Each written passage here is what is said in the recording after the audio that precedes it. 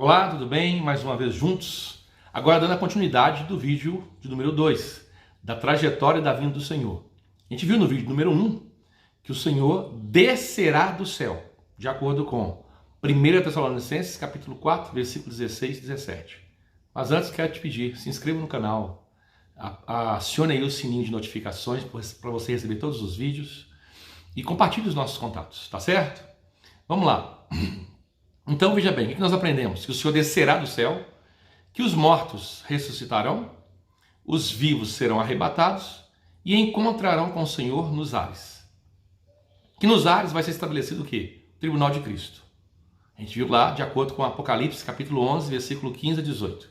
Chegou a hora de dar o galardão. O galardão só é dado no tribunal de Cristo. As nações irão se enfurecer. Isso aqui é a batalha do Armagedon.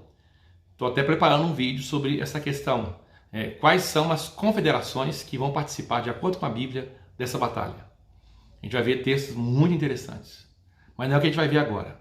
A questão toda é, por que eu estou abordando a questão dessa cronologia, ou melhor, da vinda do Senhor, do trono para a terra? Tudo baseado em Atos capítulo 1, do versículo 9 ao 12, que os dois varões dizem, assim como ele foi, ele vai descer. Ele foi do Monte das Oliveiras para os ares, uma nuvem o encobriu, dos ares ele foi para o trono. A gente viu lá Apocalipse capítulo 5, que mostra a chegada dele lá e ele começa a abrir o livro, que tem 7 selos. A vinda dele é do trono para os ares. Nós vimos lá que nós encontraremos com ele nos ares, né? De acordo com a palavra de Deus. Todo olho verá, e ele virá sobre as nuvens, de acordo com Apocalipse capítulo 1, versículo 7. Agora eu queria ler outro texto que se encontra em Apocalipse 19, do 11 ao 15. Vamos ler lá. Apocalipse 19, do 11 ao 15. Vi o céu aberto, e eis um cavalo branco. O seu cavaleiro se chama Fiel e Verdadeiro. Julga e peleja com justiça. Os seus olhos são como chamas de fogo. Na sua cabeça há diademas. Ele está vindo reinar. Tem um nome escrito que ninguém o conhece, senão ele mesmo. Está vestido com um manto tinto de sangue, e o seu nome se chama Verbo de Deus. E o seguiram os exércitos que há no céu, montado cavalos brancos, com vestiduras de linho finíssimo, branco e puro. Esses que seguem ele aqui, com vestiduras de linho finíssimo, são, aqui é a noiva. Porque você vai no versículo 8 e versículo 7, fala da noiva que foi dada a ela vestido linho finíssimo, puro e resplandecente, que são os atos de justiça. Agora veja bem, que não aprender aqui. Versículo 15. Saiu da sua boca como uma espada afiada, para com ela ferir as nações. E ele mesmo as regerá. Com cetro de ferro. Ou seja, ele vai governar as nações com cetro de ferro. Aqui outra questão que as pessoas não entendem. No milênio, tem um grupo de nações que permanecerão vivas, pessoas que não receberam a marca da besta, que serão governadas pelo Senhor e por aqueles cristãos que receberem a coroa, né? E aprenderão a cultuar a Deus de acordo com o povo de Israel. É coisa que você vai ler lá em Zacarias 14, 16, e fala, as nações que restarem, ou que sobrarem da batalha, né, virão adorar o Senhor todo ano. Isso é do milênio, né? Isso é o milênio. O pessoal aí que é milenista, que não crê que não tem milênio, dá uma lidinha lá em Atos 3, né? Atos 3, 21, que fala da restauração de todas as coisas, como diz os profetas. Você vai ler lá Isaías, que é um profeta, capítulo 11, Isaías, capítulo 65, descobre que aquilo lá é restauração igual no Éden. Então, a terra vai ser restaurada. Não há dúvida alguma. Apocalipse 5:10, e eles reinarão sobre a terra. Tá certo? Agora, veja bem, o ponto que eu quero chamar a atenção aqui e ele as regerá, ou as nações. Nações não tem nada a ver com Israel, porque Israel não era reputado contra as nações. Nações são os gentios. A igreja não é gentil. Quando ela se converte, ela se torna igreja. Aliás, judeu e gentil, quando se converte, se torna igreja.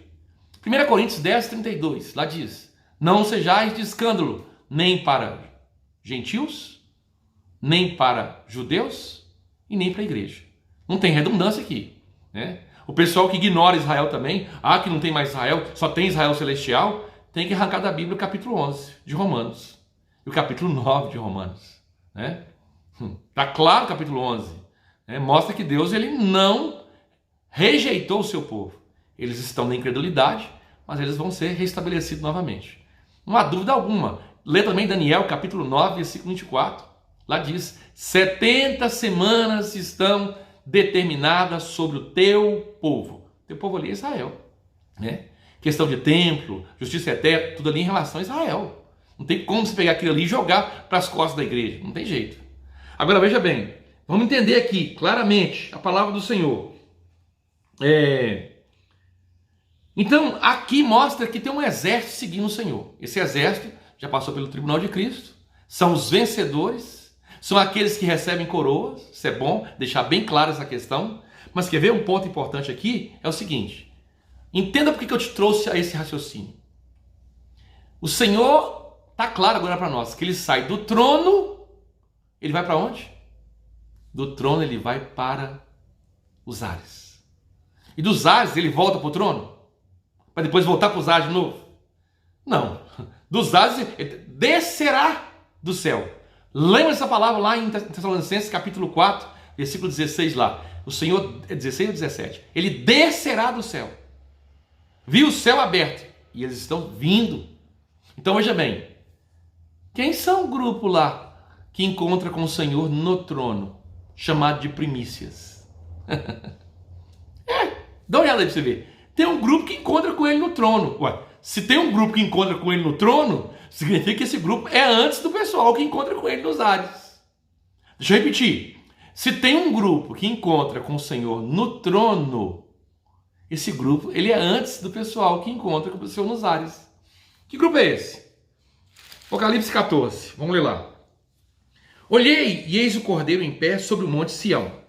Monte Sião aqui é o Monte Sião celestial. E com ele 144.000, tendo na fronte escrito o seu nome e o nome do seu pai. Esse nome na fronte significa que esse grupo aqui pertence ao Cordeiro e pertence ao pai. Isso aqui é um selo de propriedade.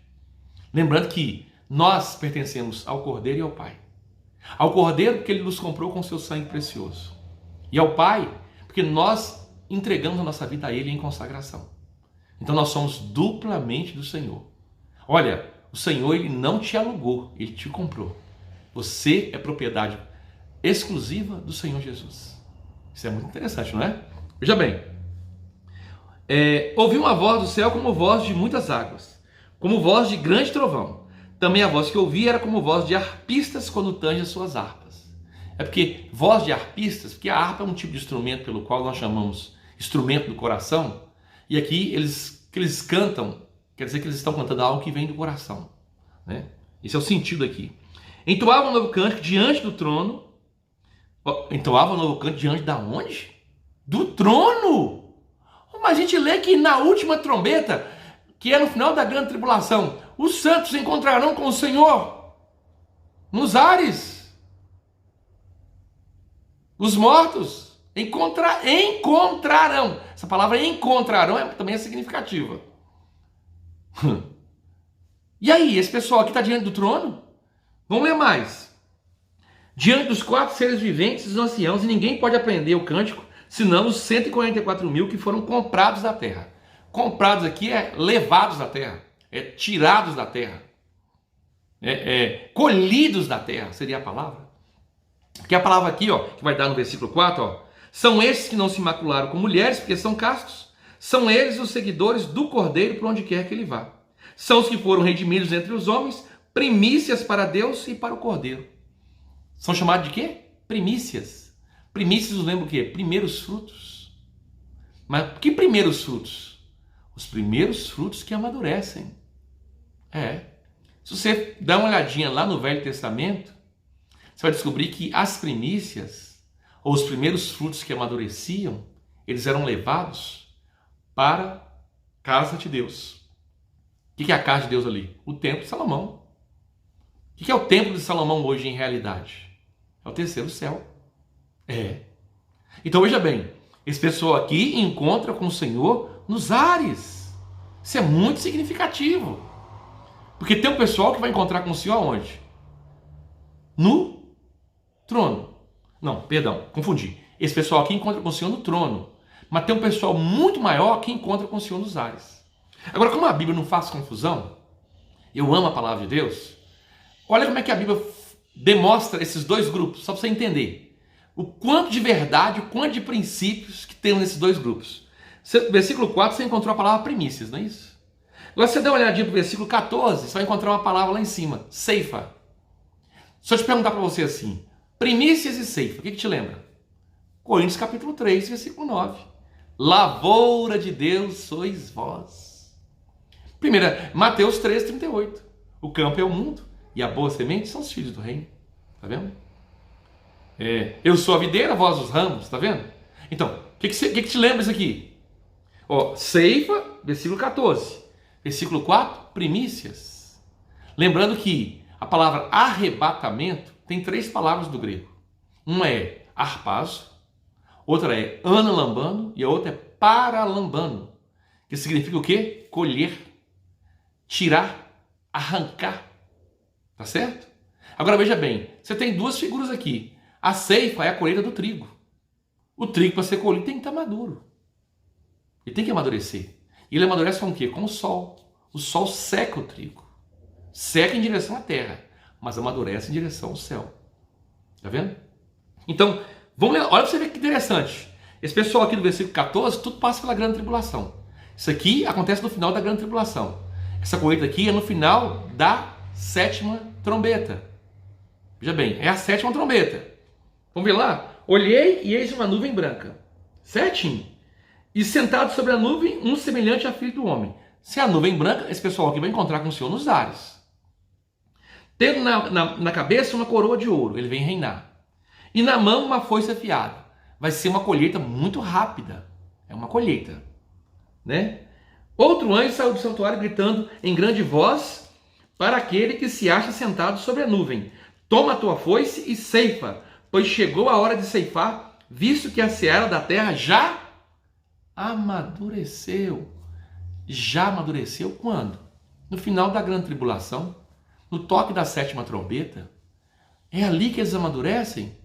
Mas e aí? Por que eles amadureceram? Porque passaram pela grande tribulação. Hoje nós temos pequenas tribulações para amadurecer. Né?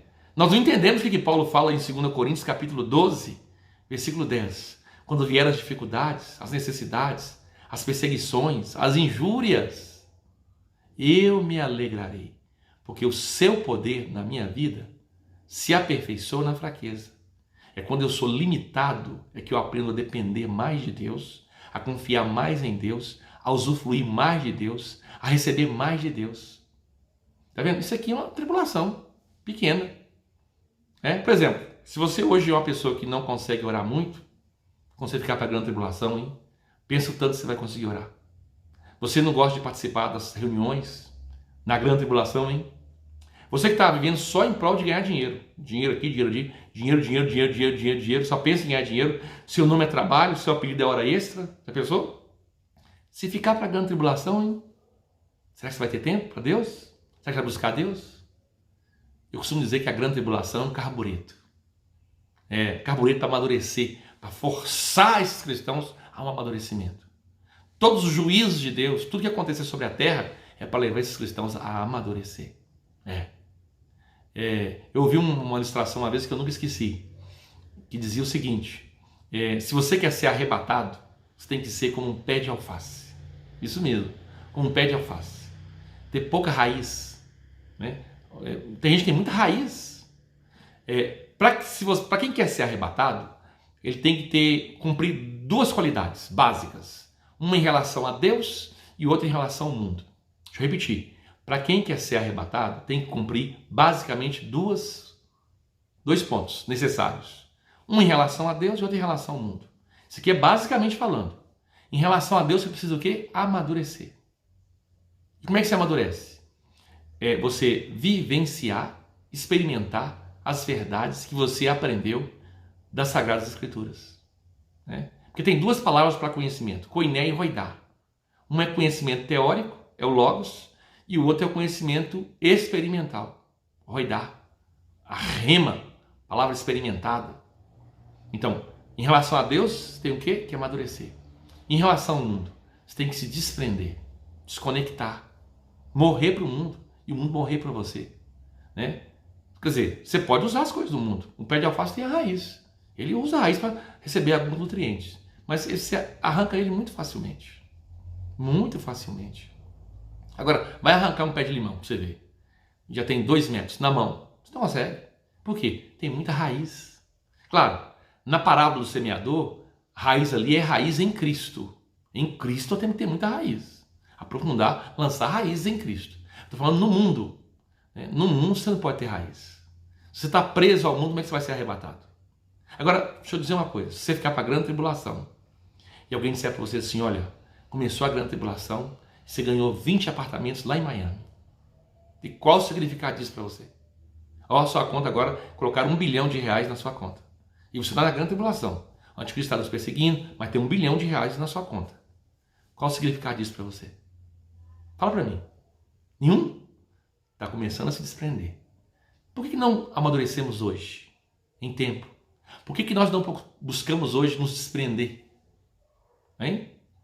Esse é o momento. Bom, nós estamos na trajetória, estou mostrando alguns mistérios. Está vendo como é que é importante você saber a trajetória? Espera aí, pastor. Vamos relembrar? Do Monte das Oliveiras para os ares, dos ares para o trono. Do trono para os ares, dos ares para o Monte da Oliveira. Qual que é a base que o senhor tem para dizer isso? Ué, do mesmo modo como ele subiu, ele vai descer. Atos capítulo 1, versículo 9 e 12. Agora, se tem um grupo que encontra com ele, que é o maior grupo, que é a ceifa, que está aqui em Apocalipse 14, 14. Isso aqui é a ceifa. Não mistura ceifa com vindima. O versículo 17 já é a vindima.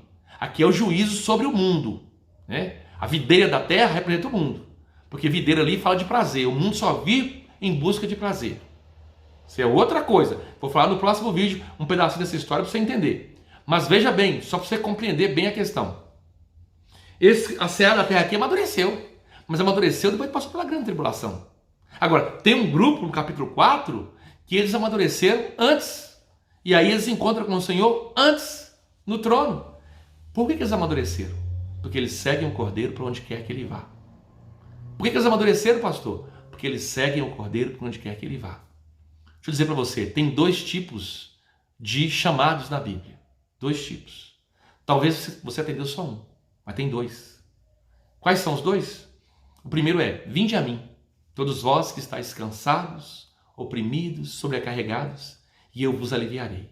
Esse vinde a mim é para todas as pessoas que não conhecem o Senhor. Ah, eu sou uma prostituta. O Senhor diz, vinde a mim. Eu estou vendo esse vídeo, sou homossexual. O Senhor diz, vinde a mim. Ah, mas eu tenho uma vida, eu matei pessoas, tenho uma vida toda destruída. O Senhor diz para você, vinde a mim. Você que está cansado, o Senhor tem um fardo leve para você. Olha, o que você fez de errado pode ter um alto preço, mas o preço que o Senhor pagou na cruz é muito maior. Então ele diz, vinde a mim, e eu vos aliviarei.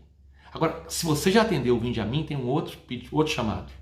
Esse chamado é para ser discípulo do Senhor.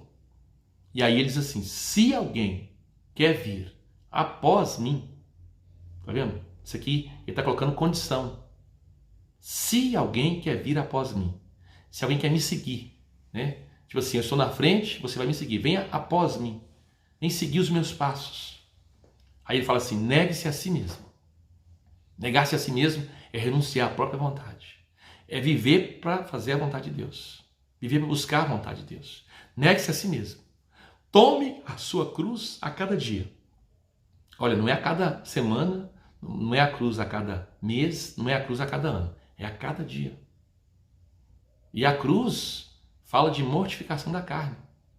A cruz são as tribulações menores, igual está lá em 2 Coríntios 12, 10.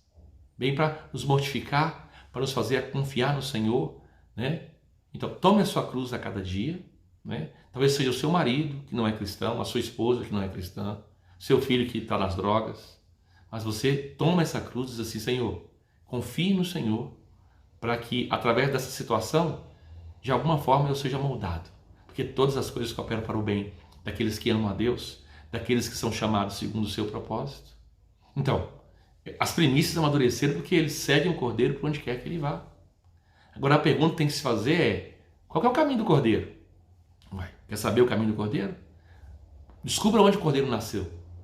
Isso, onde ele nasceu. Onde ele colocou a primeira pegada dele. O pezinho dele, pela primeira vez, foi aonde? Na manjedoura? O que é uma manjedoura? É um lugar onde o boi come e fica cheio de baba? Pois é. Foi ali o primeiro lugar onde ele colocou os pés. Agora veja bem, a gente muitas vezes diz assim, eu não aceito passar por isso. Não, tudo menos isso. Agora, o seu Senhor, que é o Rei dos Reis, Senhor dos Senhores, Senhor de toda a glória, de toda a majestade, Criador dos céus e da terra, o Pai da eternidade, o Príncipe da paz, aceitou nascer na manjedoura. Então, quando você segue o Cordeiro por onde quer que ele vá, a primeira coisa que você descobre é que você não é nada, que nós não somos nada e achamos que somos alguma coisa. E isso quebra a nossa carne, a nossa vaidade, o nosso orgulho, o nosso achar que nós somos melhores do que os outros, que nós podemos mais, porque nós tínhamos algum título, ou às vezes alguma posição, título de nobreza. Quem somos nós? Nós somos apenas servos que devemos servir a Deus de todo o coração e depois se considerar como servos inúteis. Nada mais do que isso. Então, se você continuar seguindo o Cordeiro, você vai ver que o Cordeiro ele trilha por caminhos, difíceis, de rejeição, de perseguição, e finalmente o último passo dele é na cruz. Paulo fala que nós somos levados como ovelhas para o matadouro. O Senhor diz lá, eis que vos envio como ovelhas para o meio de lobos. Isso é suicídio, pastor.